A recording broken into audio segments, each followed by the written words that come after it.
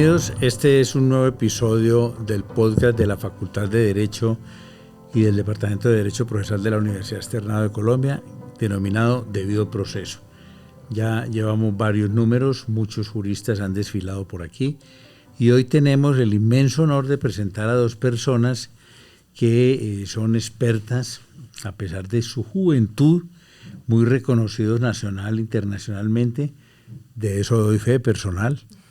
De manera que son muy bienvenidos la doctora Juana Martínez Quintero. Ella es abogada experta en arbitraje, acaba de dejar el cargo de coordinadora de arbitraje de inversión en la Agencia de Defensa Jurídica del Estado. Y el doctor Rafael Rincón Ordóñez, un litigante, consultor, socio y creador de la firma Rincón Castro Abogados. Es una persona que es vaquiano en estas tareas, de manera que con ellos vamos a tratar de que las personas que se aproximen a este podcast, cuando terminen esto, por lo menos tengan claridad por qué es que el abogado tiene que tener un conocimiento, así sea vago, de que hay un arbitraje comercial, de que hay un arbitraje de inversión y que hay un arbitraje nacional. Aquí ya hemos trabajado en otros aspectos del arbitraje nacional. Creo que en eso, dijéramos, el tema es pacífico. El punto se empieza a enredar porque hay que hablar de tratados, hay que hablar de acuerdos internacionales cuando hablamos de arbitraje internacional y arbitraje de inversión. Entonces empecemos por las niñas, como dicen la doctora Juana, que nos diga su visión, qué es lo que hace que sea importante y útil en estos tiempos el tema del arbitraje comercial y el arbitraje de inversión. ¿Y por qué son diferentes? Yo creo que hay dos cosas que hacen muy importante el arbitraje internacional. La primera es tener la oportunidad, digamos, que las partes acuerden que sus diferencias o sus disputas las van a conocer especialistas en la materia. Entonces, no es lo mismo que un proyecto de infraestructura muy grande, con muchas complejidades, con un retraso, con una ruta crítica específica, pues digamos que una disputa sobre esos retrasos sea conocida por un juez que conoce muchísimas otras causas, a que sea conocida, por ejemplo, por 3 personas que son especialistas en temas de construcción, de contratos de construcción, de ruta crítica, y yo creo que eso es lo que hace que el arbitraje sea muy interesante para partes que son altamente sofisticadas, y es la posibilidad de que quien decida la disputa sea igualmente sofisticado en las materias que se están discutiendo. ¿Y cuál es la diferencia entre el arbitraje de inversión y el arbitraje comercial? El arbitraje comercial, digamos que es, normalmente viene de un contrato. Entonces en el contrato las partes, que normalmente una parte, digamos, por lo menos debe ser internacional, acuerdan que su disputa la van a conocer unos árbitros o un árbitro único, dependiendo de la cuantía y pues lo que las partes decidan. ¿Pero las partes tienen que ser personas jurídicas particulares o pueden ser individuos? Pueden ser individuos o pueden ser personas jurídicas constituidas, pero pues lo importante sí es que tengan un instrumento en el cual las dos personas den el consentimiento de que la disputa no la va a conocer la justicia local, sino un grupo específico de personas o de árbitros que van a conocer la disputa. Entonces eso es lo que pasa en el arbitraje internacional comercial, pero en el arbitraje internacional de inversión el consentimiento, digamos que es muy diferente, porque el consentimiento se encuentra en los tratados de inversión, los tratados de libre comercio, que suscriben 2 estados soberanos o más de 2 estados soberanos. Entonces, por ejemplo, en el caso de Colombia, Colombia da su consentimiento a arbitraje de inversión cuando firmó el TLC con Estados Unidos. ¿Y cómo hace un inversionista para aceptar ese consentimiento que dio Colombia al arbitraje de inversión? Pues presentando, siendo un inversionista, digamos, de uno de esos estados que presenta una demanda contra Colombia. Pero entonces en un arbitraje comercial, doctor Rafael, uno diría que es un conflicto cuya competencia se traduce en un arbitraje internacional. Y el arbitraje de inversión es un conflicto entre un inversor y un Estado. Allí no hay jamás un particular involucrado, salvo el inversionista. Eso es correcto, Ramiro, y aprovecho para saludarte a ti, a todos nuestros oyentes y a Juana, un placer estar acá. Sin duda, en el arbitraje comercial internacional la base fundamental es una relación comercial individual que puede estar contenida en un contrato, en un denominado acto jurídico, y la esencia del arbitraje comercial internacional es precisamente que existen dos o más jurisdicciones que pueden tener un interés en la resolución de esa controversia. ¿Y por qué esto es importante? Porque muchas veces se cree que el arbitraje comercial internacional es simplemente un mecanismo alternativo a cortes domésticas, pero la realidad es que muchas veces es el juez natural de la disputa, porque en el derecho comercial internacional, como son múltiples las jurisdicciones que pueden conocer de una controversia, son múltiples las legislaciones. ¿Sí? Exactamente, y entonces en realidad no hay un juez natural de esa controversia, sino que habría un conflicto de jurisdicciones. Entonces, ¿qué hace el arbitraje comercial internacional? Resolver ese conflicto de jurisdicciones. ¿Por qué? Porque las partes consienten que van a someter la resolución de sus disputas a un arbitraje comercial internacional. Y esa es una diferencia importante, porque lo que se busca es armonizar y unificar el régimen del arbitraje entre las distintas jurisdicciones bajo la creencia, digamos, el consenso de la posguerra que el comercio internacional ayuda a fomentar el crecimiento, el desarrollo y por ende a evitar los conflictos políticos. Bueno, y sociales. pero entonces aquí viene una pregunta mía que es la siguiente.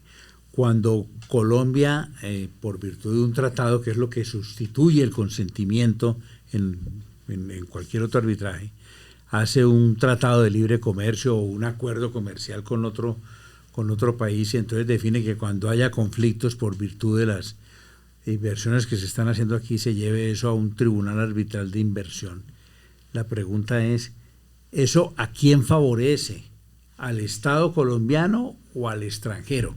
Favorece a todos. Y voy a explicar por qué. En la década de los 60s y de los 70s hubo una discusión muy fuerte entre distintos estados respecto de cuáles eran los estándares de protección a los que podría tener acceso un extranjero. Porque el derecho de protección a la inversión extranjera es al final cuál es el sentido de justicia que se le debe a un extranjero que puede invertir o a alguien que puede tener un trato por el hecho de no ser un ciudadano nacional. Eran disputas tremendamente políticas. Entonces tenía uno, por ejemplo, estados ejerciendo una presión diplomática, una protección diplomática sobre otro estado por una disputa de naturaleza comercial alrededor de una inversión, por ejemplo. O se tenían entonces controversias políticas entre estados por el hecho de que no se estaban tratando bien a sus ciudadanos. ¿Qué buscó hacer el arbitraje de inversión? Despolitizar la controversia. Entonces, ¿qué se dice? Mire, estas controversias puede que no nos pongamos de acuerdo en cuáles son los estándares de fondo aplicables, pero pongámonos de acuerdo en cuál es el foro para resolver la controversia. Entonces vamos a un tribunal arbitral internacional compuesto desde luego no solo por destacados expertos, sino por personas que le den las garantías a todas las partes involucradas y que sean esos tribunales que sean los encargados de resolver la controversia para evitar la controversia política. Y eso uno podría decir que puede haber muchas críticas alrededor del arbitraje de inversión, ¿sí? Pero lo que no se puede discutir es que el sistema, como sistema de solución de controversias, ha sido fundamental para la solución pacífica de esas controversias. Okay. Pero dijéramos, en el ambiente ciudadano, usted, doctora, que estuvo tantos años allá en la Agencia de Defensa Jurídica del Estado, pues era prácticamente la contraparte del doctor Rafael. Le pregunto, ¿siente el Estado colombiano y su agencia, la que litigan en favor de las entidades del Estado, que al Estado colombiano le va normalmente mal en esos arbitrajes de inversión en el extranjero? ¿Lo condenan con más frecuencia? Voy a contestar, obviamente digamos que yo ya no soy parte de la agencia, entiendo. pero las estadísticas son públicas, los casos son públicos, las decisiones que que Colombia o sea, eso ha obtenido significa hasta que ahora sí le va mal al Estado colombiano. son públicas y no, lo que demuestran las estadísticas es que a Colombia le ha ido extraordinariamente bien defendiéndose en los casos de arbitraje de inversión. Colombia tiene una tasa de éxito, si no estoy mal, del 97%. Sí, claro que déjeme decirle una cosa. Yo leo esas noticias, por ejemplo, vi en su momento cuando era el director, el doctor Camilo Gómez Alzate, que él salía a decir que había ganado un pleito y yo, pues que soy abogado, leía y decía, pero ¿cómo dice este tipo que ganó el pleito? O sea, lo que pasa es que perdió, porque él dice, no, es que a mí me estaban demandando por 2.000 millones, por decir algo, y me condenaron por 1.800. Era la ganancia, como él la presentaba. Cosas pues sofisticadas. Pero el resultado entonces es que el Estado colombiano le va mejor en esos arbitrajes de inversión en el exterior. Sí, hasta ahora a Colombia le ha ido muy bien en la defensa de sus intereses en arbitraje e inversión.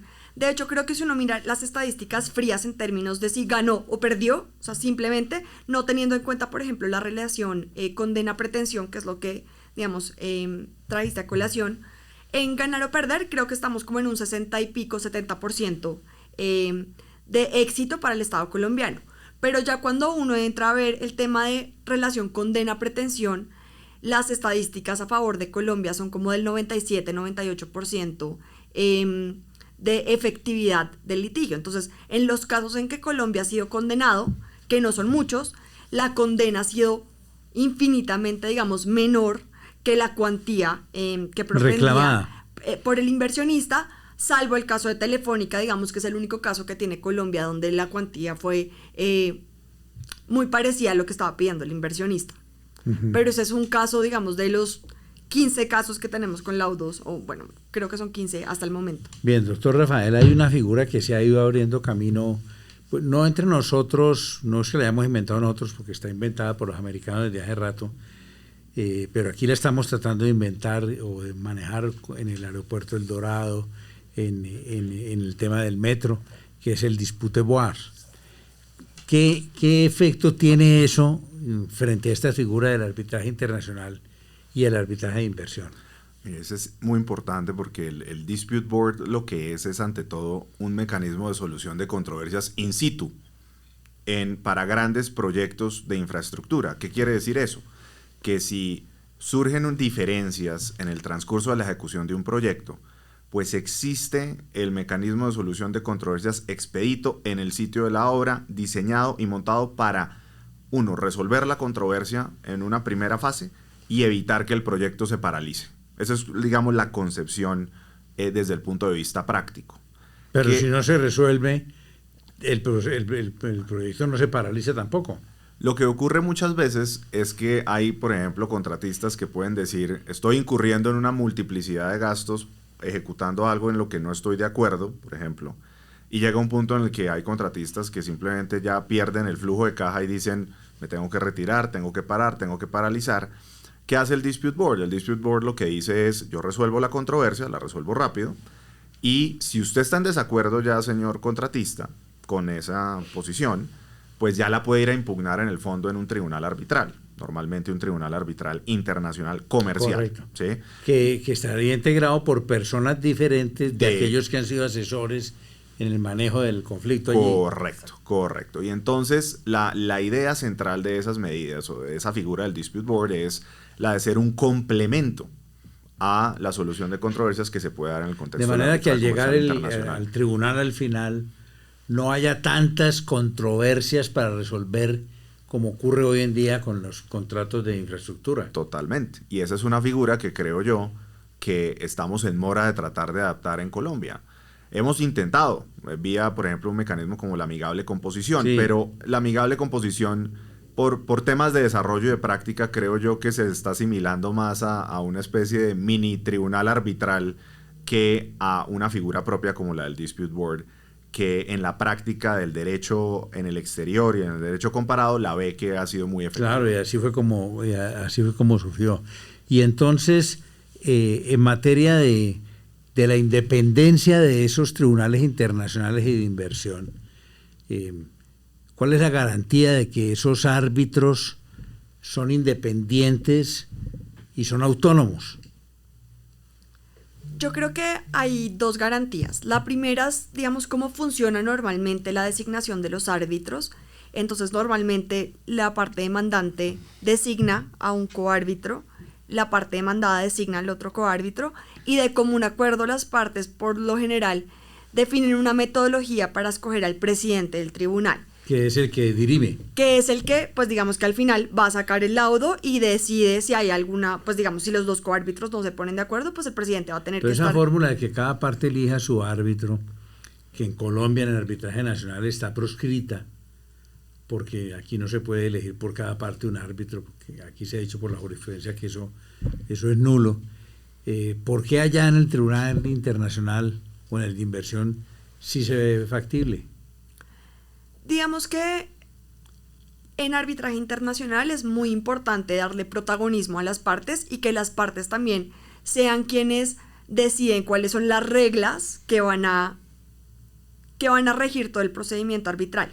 Creo que parte de esa como flexibilidad que da el arbitraje internacional también es que cada una de las partes pueda nominar al árbitro que, pues digamos, a uno de los árbitros o de los 3 árbitros que va a componer el panel de arbitraje. Yo que creo que es muy importante que, a pesar de que las partes son quienes nominan a su coárbitro, pues de todas formas existen causales de recusación, ¿no? Correcto. Y si yo veo que hay, no sé, se designa un árbitro de la contraparte que es completamente imparcial, pues yo tengo cómo recusar a ese árbitro. Entonces creo que eso también le da a las partes cierta seguridad. Pero es bien difícil en un tribunal internacional que opere y salga adelante una recusación. Yo creo que depende también porque, por ejemplo, en arbitraje de inversión es diferente si se hace en el CIADI o si son bajo las reglas un citral, porque ahí depende de quién, digamos, decide la recusación, pero sí creo que, digamos, hay las reglas IVA que tienen como el listado de las conductas posibles. Exacto, que dan muchas luces sobre cuándo un caso en realidad va a prosperar, digamos, la recusación y cuándo no. Que son hechas como para las monjitas de la caridad, me parece a mí. Pero, a ver, doctor Rafael, frente al tema de el deber de información de los árbitros, ¿cómo se maneja aquí internacionalmente? Pues, Ramiro, yo creo que aquí hay que partir de la base de que en materia de selección y designación de árbitros, las partes cuentan con un volumen de información muy importante respecto de las calidades y las condiciones de los árbitros. Hoy hay bases de datos y una cantidad de instrumentos y herramientas que garantizan que haya un nivel de transparencia deseable para cualquier sistema de solución de controversias. Entonces, uno conoce a sus árbitros y uno le hace la debida diligencia a sus árbitros y al árbitro que sea designado por las contrapartes o por las instituciones. Pero ¿quiénes son en realidad cómo opera este sistema? Lo primero es, hay una obligación legal de ser independiente e imparcial. Eso tiene unos estándares objetivos que se han ido desarrollando, que normalmente las instituciones que administran estos arbitrajes observan. Digamos, los centros de arbitraje internacional se encargan muchas veces de hacer ese control y esa validación de que efectivamente sean árbitros independientes, imparciales. 2, esas directrices o las reglas de la IVA que tú mencionas, que son reglas como para las monjitas de la caridad, si bien puede que uno esté parado en una especie de panorama ideal, son un parámetro muy importante para las partes para ejercer esa vigilancia sobre los árbitros. Entonces, yo te diría que el mercado ha encargado y la comunidad arbitral se ha encargado de crear esos estándares y de que sean efectivos. Y te diría una cosa, el número de recusaciones y el número de... Debe ser poca. No, pero hay una discusión pública muy importante alrededor de eso y se han creado unos estándares muy importantes alrededor de eso. Yo me atrevo a decir, en eso el sistema ha evolucionado positivamente. Bueno, pero entonces ahora que dices tú que se conocen a los árbitros, ¿qué tal? Pregunto, esta es una pregunta obviamente fruto de mi ignorancia e inexperiencia en ese tema, pero también de mis temores.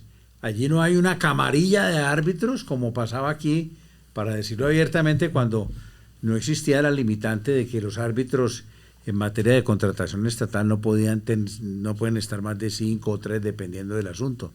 No hay allí unos árbitros que ya tienen puesto de árbitro, la profesión de árbitro. Yo honestamente creo que no.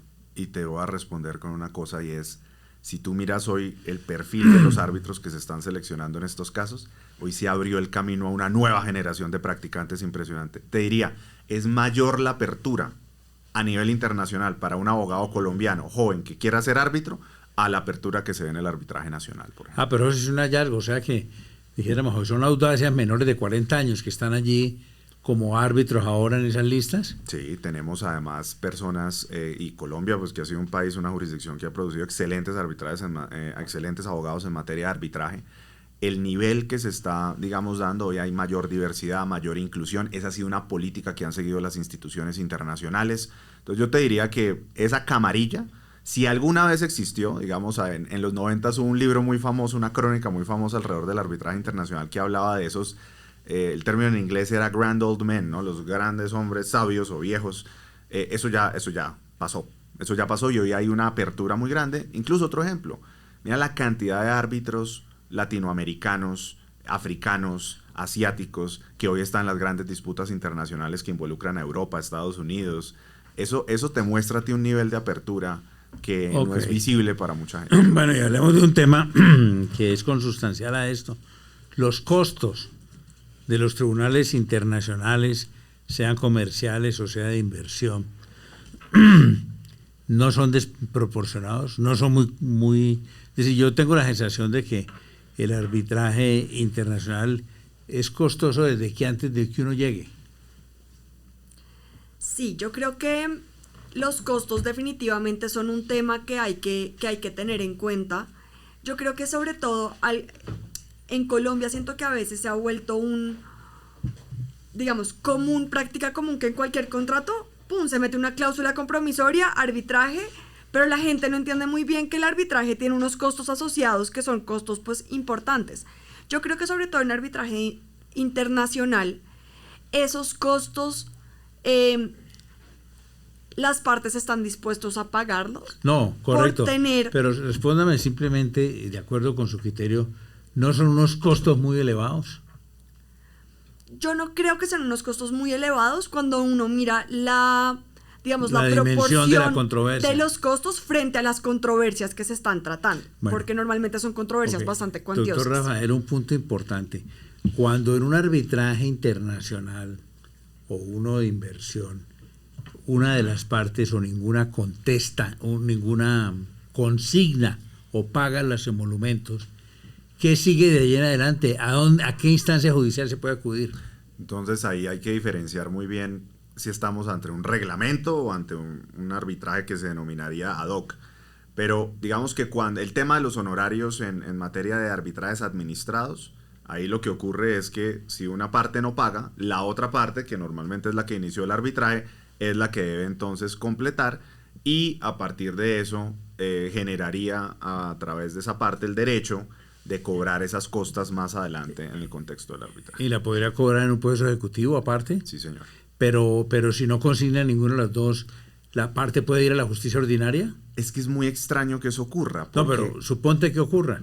Pues honestamente tendríamos que ver caso a caso, porque desde la perspectiva de ciertos reglamentos y de ciertos estamentos propiamente dichos, el hecho de no consignar podría eventualmente limitar la posibilidad de acudir al mecanismo propio del arbitraje. Quien no consigne renuncia a que eso se juzgue en cualquier instancia. Depende de las condiciones en las cuales se haya pactado. Eso hay que mirarlo caso a caso.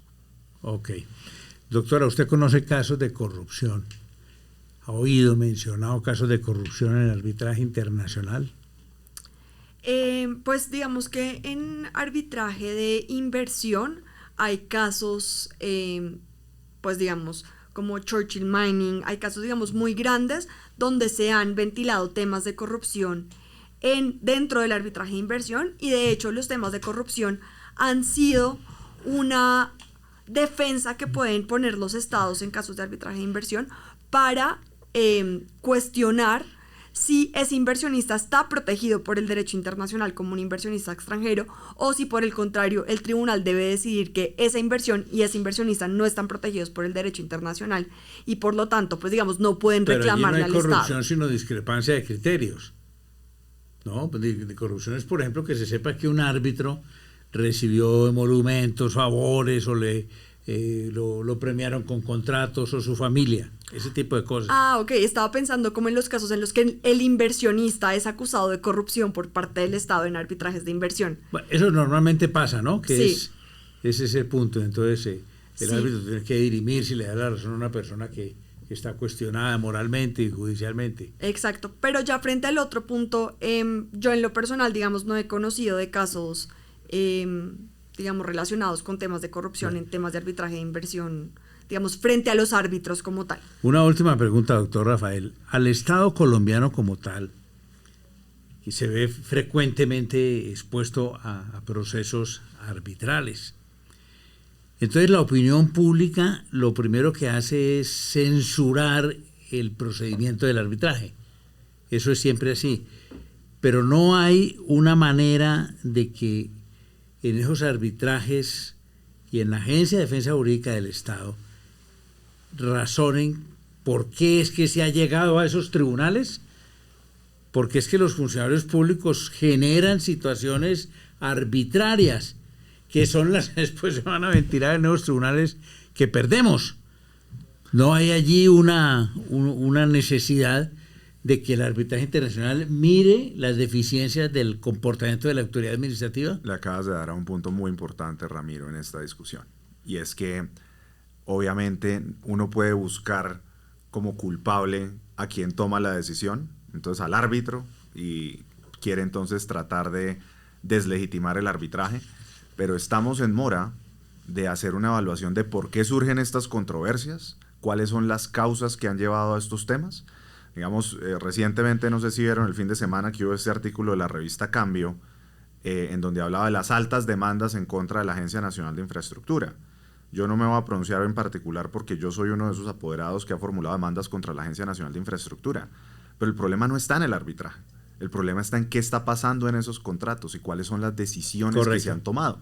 Y esa es la evaluación que hay que hacer para aprender, porque además, a partir de lo que ocurre en esos casos, es que se puede fortalecer mejor la política pública en materia de ejecución de proyectos de infraestructura. En minería, un sector que tú conoces muy bien, ha ocurrido exactamente lo mismo. Lo conozco por razón de que duermo con abogada minera. De acuerdo. Y entonces tú sabes perfectamente que ahí hay unas oportunidades en donde a partir de ciertos casos se ha podido entonces decir, oiga, qué cosas se pueden hacer y qué cosas no.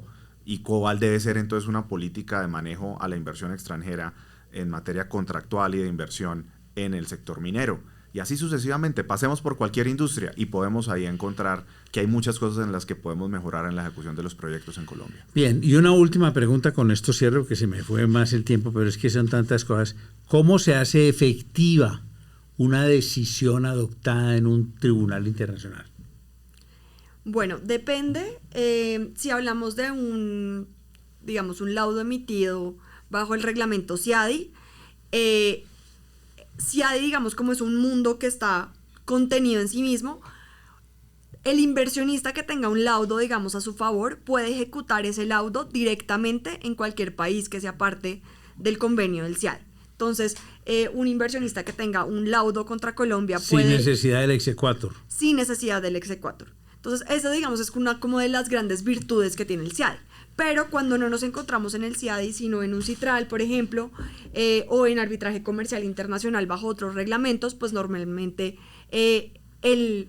la parte que tiene un laudo favorable tiene que llegar a hacer el trámite de reconocimiento, digamos, del laudo en el país correspondiente. Pero ahí hay un tema central, Ramiro, y que no conversamos, y es que hay un tratado muy importante que se llama la Convención de Nueva York sobre reconocimiento y ejecución de sentencias arbitrales extranjeras, que establece un régimen favorable, unos dirían pro arbitraje, para el reconocimiento y ejecución de esos laudos. Entonces, reconocer y ejecutar... Para exonerarlo del trámite del exequatur.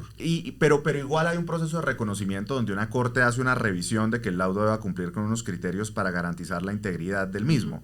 Lo que ocurre es que es un proceso con unos estándares internacionales, no miran el estándar local específico, sino unos estándares internacionales donde la comunidad ha llegado al consenso de esto es lo que se debe respetar. Y ese tratado ha sido fundamental y clave en el crecimiento del arbitraje comercial internacional y de inversión también. Bueno, pues muchas gracias. Son muchos temas que se quedan. Muchísimas gracias. Creo que sí llamamos a las personas que quieran.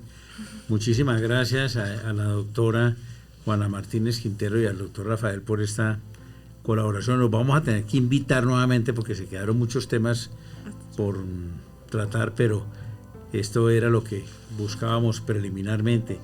A ustedes dos, muchas gracias por su gentileza de venir aquí, por su aporte a esta tarea de informar a la gente. Muchas gracias. Muchas gracias. Muchísimas gracias por la invitación.